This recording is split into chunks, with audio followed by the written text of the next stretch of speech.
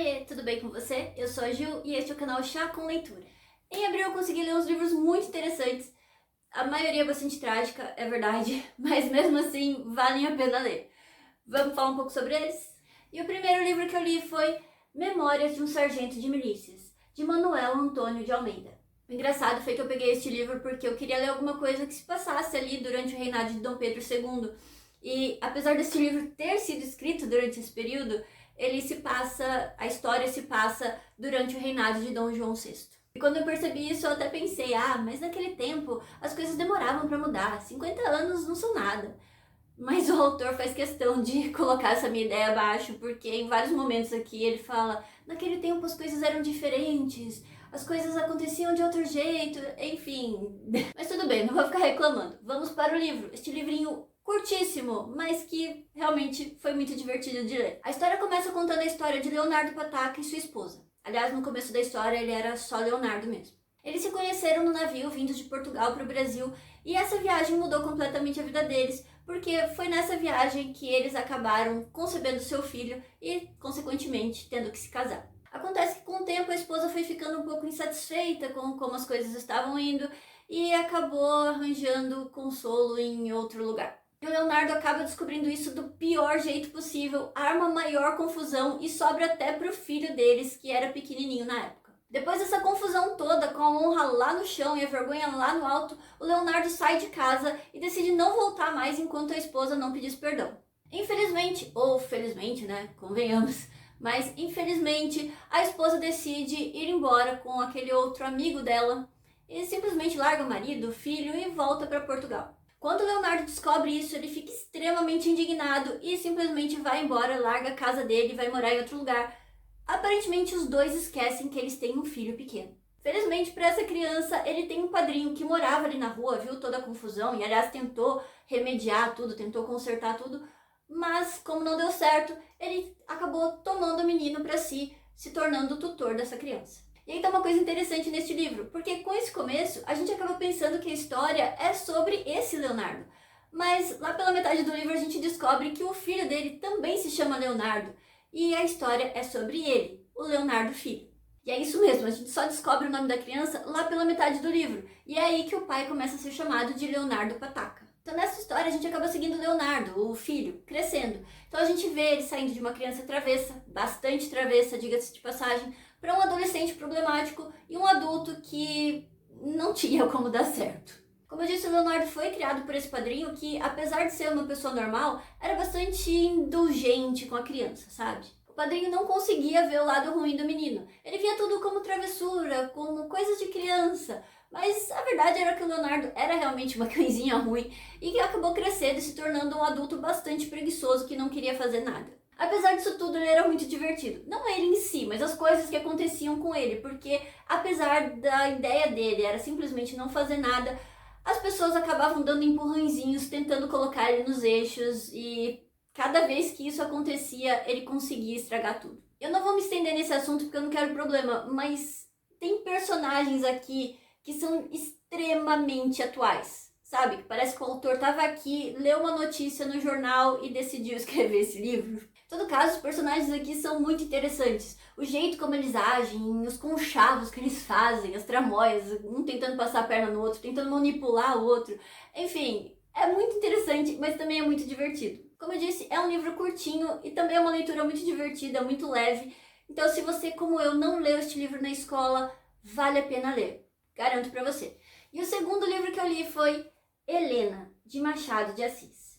Uma coisa muito interessante sobre os autores deste livro e do livro anterior é que eles eram amigos. E aí, no livro anterior, tinha uma pequena introdução ali falando sobre o autor e eles acabam comentando que o Manuel Antônio foi chefe do Machado de Assis, que era um funcionário um pouquinho relapso. Relapso não, aparentemente ele fazia o que ele tinha que fazer, mas era um carinha bastante preguiçoso. Então aqui, além deles comentarem sobre como os dois eram realmente amigos, eles acabam comentando também sobre como a morte do Manuel Antônio de Almeida acabou impactando bastante o Machado de Assis. Neste livro aqui a gente tem quase que uma mini biografia do Machado de Assis, são 15, 20 páginas falando sobre a vida dele e as escritas também. Eu gostei bastante dessa introdução, mas teve um pequeno detalhe ali que me deu um pouco de medo.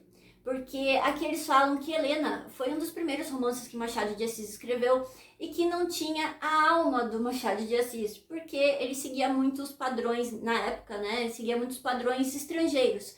Então, Helena não era uma das melhores obras dele. Então você pode imaginar com que estado de espírito que eu fui começar este livro, né? Eu comecei pensando que o livro ia ser horrível, a obra de um autor iniciante que não tinha ideia do que estava fazendo, que ia ser uma mistura, meio que um Frankenstein de histórias estrangeiras. Enfim, eu já comecei com o espírito lá embaixo. Felizmente eu estava muito errada, porque Machado de Assis, apesar de ter sido iniciante, ele já era um gênio, porque este livro aqui é muito legal. Conselheiro. Tá, eu tô olhando aqui porque por alguma razão Machado de Assis escreve conselheiro, mas eu leio comendador. Então se eu chamar o cara aqui de comendador, você já sabe que é conselheiro, tá?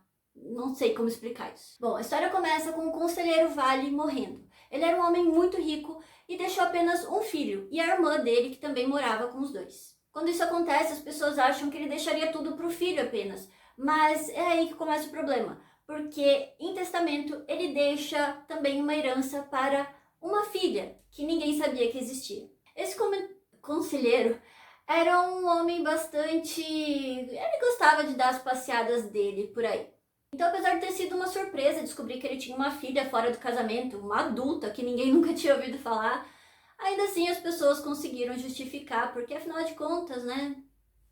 A surpresa aqui foi que o filho dele, o Estácio, aceitou tudo numa boa. Ele realmente não queria contestar. Se era o desejo do pai dele deixar uma herança para essa irmã, ele receberia a menina em casa e faria tudo o que era necessário. Já a tia dele, a irmã do comendador, não gostou nada da ideia. Ela simplesmente não conseguia aceitar trazer uma pessoa de fora para dentro da casa e tratar como se fosse da família, sem saber da índole dela, o que ela faria pela família, qual seria o que ela agregaria ali para eles.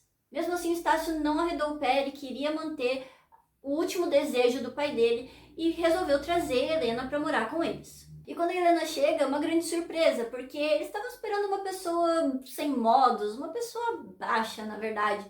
E, na verdade, ela não é nada disso. Ela é extremamente bem educada, ela sabe a etiqueta e ela é muito bonita e muito agradável. E o Estácio, para começo de conversa, já quer gostar dela. Ele já faz esse esforço, mesmo que às vezes bata uma dúvida ou outra, ele faz esse esforço para acolher Helena como se fosse uma irmã mesmo.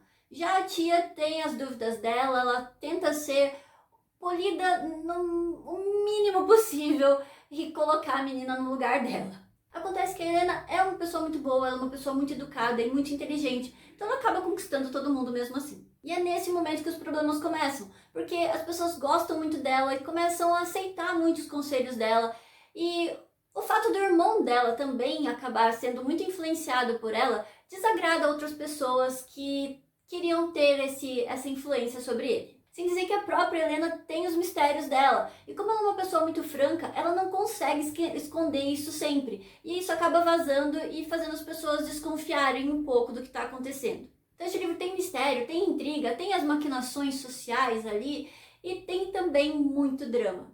Infelizmente. É um livro muito envolvente, a gente quer saber o que está acontecendo, se a gente pode ou não confiar na Helena. Inclusive, foi por causa deste livro aqui, aliás, eu já falei isso no vídeo anterior, mas foi por causa deste livro aqui que eu comecei a ler Dom Casmurro. Porque quando a Helena aparece, ela dá uns olhares estranhos, uns olhares desconfiados, e depois, conforme a gente vai lendo, a gente vai vendo o relacionamento dela com o Estácio. E tudo isso me fez pensar muito no Dom Casmurro, porque era um livro que eu nunca tinha lido, mas que eu sempre ouvi falar muito. Então, por causa deste livro aqui, eu comecei a ler Dom Casmurro. Ah, e sobre aquele comentário lá no começo do livro que falaram que faltava a alma de Machado de Assis neste livro, eu vou ter que concordar, porque aqui falta exatamente o que eu adoro no Machado de Assis, que é aquele humor ácido dele. Mas não é que este livro não tenha crítica social. A gente tem aqui o Dr. Camargo e a filha dele, que são caricaturas da sociedade, mas que na verdade são muito realistas. E também a gente tem toda a situação da Helena, que foi uma coisa que ela se colocou nessa situação.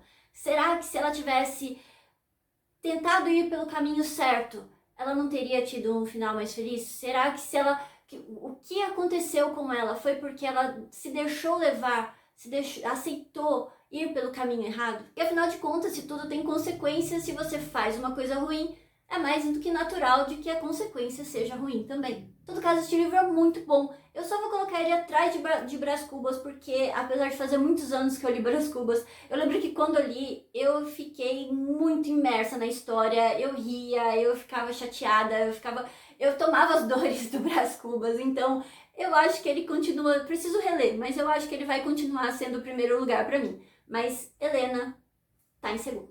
E o terceiro livro que eu li foi A Escrava Isaura, de Bernardo Guimarães. Pensa num livro revoltante. É sério. Eu já conheci um pouco da história, apesar de eu não ter assistido a novela, ela fez muito sucesso, então as pessoas comentavam, então eu sabia que a história era sobre uma escrava que era perseguida pelo chefe, pelo dono dela, né? Mas eu não imaginava como essa perseguição ia ser angustiante, ia me revoltar tanto assim, sabe? Mas tá, caso você não conheça o livro, essa história fala sobre Isaura, uma escrava na fazenda de Leôncio, que, como eu já disse, é um homem grotesco. E não podia ser de outro jeito, porque o pai dele também era grotesco. Na verdade, logo nos primeiros capítulos a gente fica sabendo o que aconteceu com a mãe da Isaura, que era a mucama da dona da casa. O pai do Leôncio, que aliás eu esqueci o nome dele, mas eu nem vou procurar. O pai dele ficou interessado na mãe da Isaura. Como eu disse, era a mucama da dona da casa. Mas mesmo assim, o pai do Leôncio decide correr atrás dessa mulher.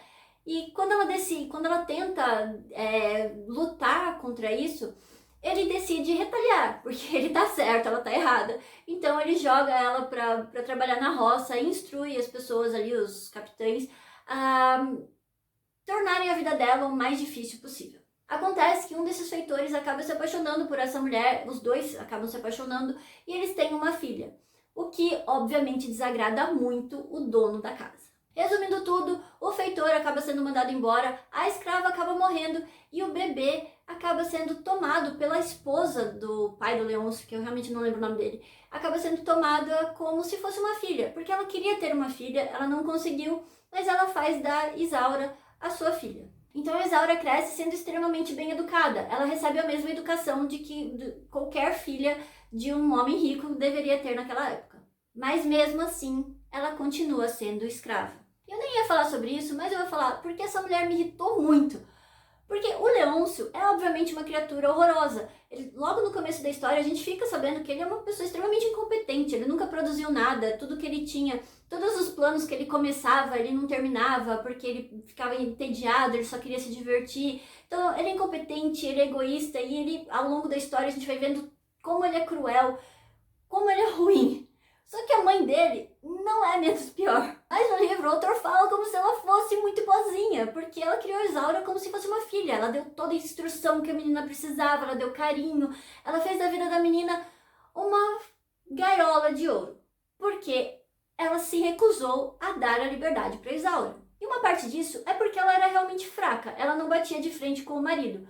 Mas parte, ela mesma admite aqui, porque a esposa do Leôncio pergunta para ela por que ela não liberta a Isaura, já que ela gosta tanto da menina. E ela diz que ela tem medo de abrir a porta da gaiola e o passarinho voar para nunca mais voltar. E ela ficar sozinha sem esse amor.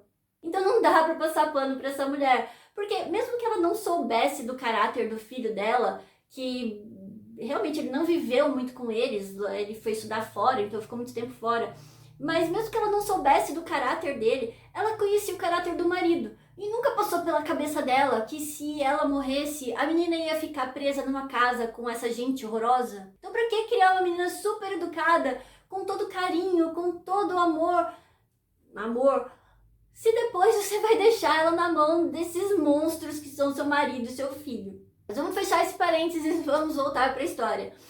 No começo da história, Leôncio acaba de voltar para casa. Ele, como eu disse, viveu fora, ele foi estudar fora, mas ele não aprendeu nada, não produziu nada e só vivia na gandaia até o pai não aguentar mais pagar os excessos dele e mandar ele voltar a se casar, que é o que ele faz. E assim que ele volta para casa casado, a mãe dele morre e o pai decide se aposentar e vai para o Rio de Janeiro viver a vida tranquilamente. Acontece que o Leôncio, esse homem recém-casado, fica muito interessado na Isaura, mas obviamente ela não quer nada com ele e ele não aceita muito bem isso. E ele começa a perseguir a Isaura e a situação dela, que já era ruim só por isso, fica ainda muito pior porque a esposa do Leôncio é muito boazinha, elas meio que são amigas. Aliás, vou abrir um outro parênteses aqui. É muito engraçado que essa esposa do Leôncio é muito... Que, aliás, eu esqueci o nome dela também. Aliás, eu acho que eu não lembro o nome de ninguém aqui, tirando a Isaura. Mas tudo bem, vamos lá. Essa esposa do Leôncio é muito boazinha, ela trata a Isaura muito bem. E ela diz pra Isaura que elas são amigas. Mas no primeiro capítulo, na primeira cena que ela aparece, a Isaura tá ali tocando uma música no piano e cantando uma canção muito triste. E aí ela entra e ela fica muito chateada, porque como ela é amiga da Isaura, ela não quer ver a Isaura tocando essas canções tristes. Então, se ela pegar a Isaura cantando novamente uma canção triste, ela não vai deixar a Isaura tocar no piano dela. É isso que revolta mais esse livro, porque mesmo as pessoas que são boas agem de um jeito que não dá pra entender, porque o Leôncio sendo um personagem ruim, um personagem horrível, a gente entende as atitudes dele, mas as pessoas que são boas, as pessoas que deviam estar ali pra ajudar a Isaura, na verdade tratam ela pior do que ele. Enfim, eu me perdi, eu não sei onde eu parei, mas a história revolve em volta da Isaura tentando fugir do Leôncio e manter a própria honra, a própria dignidade. É daquelas histórias que falam desses personagens que, apesar de todas as provações, de todas as dificuldades que eles passam, eles conseguem manter sua moral, eles conseguem se manter acima da sujeira que tentam jogar em cima deles. E este livro também é bastante dramático, como todos os livros que eu li no mês de abril, mas ele tem um final bastante satisfatório. E o quarto livro que eu li foi Coração de Vidro, de José Mauro de Vasconcelos. No livro que eu falei sobre a minha meta de leitura, eu disse que eu não fazia ideia de quem era este autor, e eu realmente não fazia, mas eu descobri aqui na introdução que ele é o autor de Meu Pé de Laranja Lima. Então eu já peço desculpas para vocês que são super fãs desse livro, que eu não li também, obviamente, mas eu jurava que esse livro, tinha certeza que esse livro foi escrito por aquela Ruth Rocha. Eu levei um susto aqui, porque eu realmente não sabia. Mas falando sobre Coração de Vidro, este livro aqui, na verdade, é uma coletânea de contos sobre animais. Mas esses animais, na verdade, têm um lado muito humano. Não fisicamente, eles são animais mesmo, mas eles têm toda a sociedade, a forma como eles se comunicam, como eles pensam, é muito humana. E todos eles acabam tendo uma certa ligação, porque todos eles vieram de uma mesma fazenda. E é até interessante isso, porque você acaba vendo o personagem de um conto no outro. Não que ele seja muito relevante, cada história é uma história, ela tem um começo, um fim e é focado naquele personagem. Mas o fato de o personagem do conto anterior ser citado no conto seguinte acaba dando uma sensação de ligação. E como os contos são todos muito pequenininhos, o livro é pequenininho, então eu não vou falar sobre cada um deles individualmente porque eu vou acabar dando spoiler. Mas as histórias aqui são todas sobre decadência. São sobre o anseio de buscar algo melhor e sobre a nostalgia de querer voltar no passado para aqueles tempos que realmente eram melhores. Essas histórias falam sobre solidão e sofrimento e é realmente bastante impactante, principalmente porque são animais, né? E apesar deles terem todo um comportamento muito humano e até dá um certo conflito ali na hora que a gente tá lendo, mas apesar deles terem um comportamento muito humano, a gente fica imaginando os bichinhos nessa situação. Eu vou admitir que este foi o livro que eu menos gostei esse mês, mas não é que ele seja mal escrito. Eu realmente tive um certo conflito ali entre animais e humanos, algumas reações, por exemplo, um cavalinho recém-nascido ficar com vergonha de pedir para a mãe dele alimentar ele. Não faz sentido um animal que tem o instinto de alimentar recém-nascido. Enfim, esses pequenos conflitos ali meio que me tiraram da história. Mas são histórias interessantes para a gente analisar o nosso comportamento com relação aos animais ou mesmo às outras pessoas. E o último livro que eu li foi Triste Fim de Policarpo Quaresma, de Lima Barreto. Eu tava achando que esse seria o livro mais pesado que eu ia ler esse mês, mas por incrível que pareça, não foi. Ele também tem um lado trágico, infelizmente, mas ao longo da história a gente tem alguns momentos até bastante cômicos. Neste livro a gente segue Policarpo Quaresma, um idealista. Quaresma acha que o Brasil é o melhor país do mundo, não tem comparação, as terras aqui são extremamente férteis, as pessoas são maravilhosas, tudo aqui pode dar certo. O problema é que as pessoas não percebem isso e ficam trazendo coisas de fora e comparando com as coisas de fora, ao invés de realmente amar o que tem por aqui e fazer esse país crescer. A história se passa nos primeiros anos da República, enquanto o Brasil ainda não estava muito estável. E aqui a gente vê figuras históricas e momentos históricos retratados, o que eu achei muito interessante, principalmente pela forma como essas figuras e esses momentos foram retratados, porque eu não aprendi desse jeito. Mas sinceramente eu não acho que isso queira dizer muita coisa, porque pelo que eu me lembre, nenhum desses assuntos foi muito aprofundado na época que eu estudei. Mas eu tô me antecipando que esse assunto é pro final. Vamos falar de Quaresma. O Quaresma, como você pode ter percebido, é uma pessoa extremamente ingênua. Ele realmente não percebe muito bem a realidade. E até quando ele percebe, ele não consegue se controlar. Por exemplo, quando ele percebe que os colegas de trabalho dele ficam extremamente irritados com os discursos que ele faz sobre o Brasil, as nossas terras, os nossos rios, discursos longos e cansativos. Mas mesmo assim ele não consegue evitar, ele é muito patriota. Infelizmente esse patriotismo todo só causa problema para ele, porque além das pessoas ficarem de saco cheio com os discursos, ele ainda consegue arranjar bastante inimigos. As pessoas não entendem, elas não conseguem ver as situações do mesmo jeito que ele. Apesar disso, o Quaresma é uma boa pessoa, então os amigos que ele faz são amigos verdadeiros, pessoas que realmente se preocupam com ele. Uma coisa interessante aqui é que, apesar do título ser Policarpo Quaresma, o livro tem vários outros personagens que deveriam ser secundários, mas tem tanto tempo de palco quanto o Quaresma, e às vezes até mais. Um desses personagens é um vizinho dele, um general que atingiu essa patente sem fazer nada. Basicamente, a única coisa que ele fez no exército foi não conseguir ir para a Guerra do Paraguai. Mas ele teve amigos que contaram para ele o que aconteceu lá, então ele tem bastante conhecimento sobre esse assunto. Outro personagem é o Ricardo, que é um violinista. Ele canta modinhas.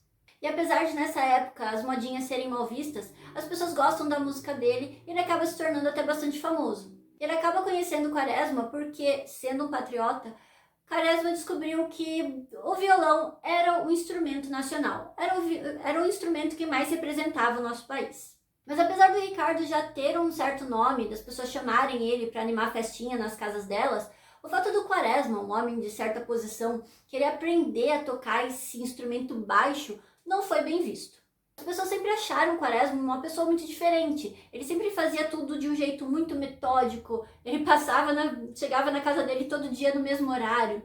Ele não era de fazer festinha, ele não conversava com as pessoas. Apesar dos discursos, ele não ficava conversando com as pessoas. Então isso fez com que as pessoas se afastassem dele e achassem ele uma pessoa muito esquisita. Então, somando tudo, o fato dele ser uma pessoa muito reclusa, uma pessoa muito visionária, uma pessoa que realmente queria fazer as pessoas ao redor dele se mexerem, ele queria que todo mundo trabalhasse para melhorar o nosso país. Tudo isso fez com que ele acabasse, inclusive, em um sanatório. E esse tempinho que ele passou no sanatório realmente mudou a vida dele, mas não a cabeça. Quaresma acabou demitido, mas ele decidiu fazer uma limonada desses limões. Então ele vendeu a casa dele e decidiu comprar um sítio, o sítio mais acabado que ele conseguiu encontrar, porque ele queria provar que era só uma questão de trabalho duro, que aquela terra as terras no Brasil são extremamente férteis, elas são infinitamente férteis, então o sítio estava daquele jeito por ter sido abandonado, mas trabalhando ele ia reavivar aquela terra, ele ia plantar e colher muito e viver da colheita.